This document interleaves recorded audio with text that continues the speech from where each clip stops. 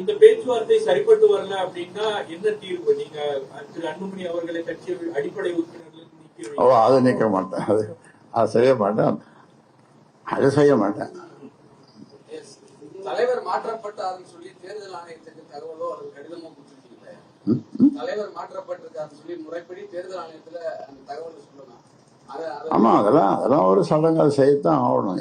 நாங்க ஒன்றும் இப்ப இந்த சிக்கல் போய்கொண்டதுனால இதுக்கு ஏதாவது தீர்வு இருக்கு, இதுக்கு ஏதாவது ஒரு தீர்வு, நல்ல தீர்வு அது இது முடிந்து விடும் என்ற ஒரு நம்பிக்கையினாலே அதை கொடுக்கல.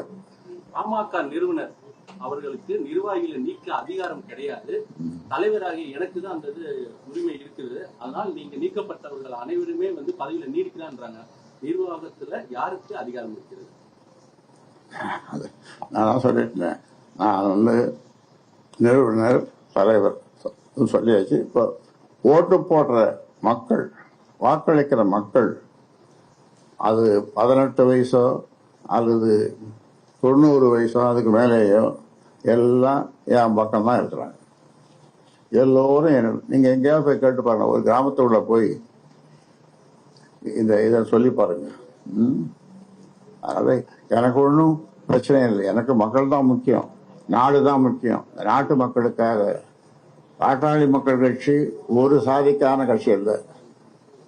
தமிழ்நாட்டில் இருக்கிற 324 சாதிக்கு 324 சாதிகள் சமநிலையோடு இருக்க வேண்டும், சமூக நீதி பெற வேண்டும், கல்வி பெற வேண்டும், பொருளாதாரத்தில் சிறந்து விளங்க வேண்டும் என்று அந்த மக்களுக்காக 324 சமூக மக்களுக்காக பாடுபட்டு வருகிறவன் இந்த ராமதாஸ்.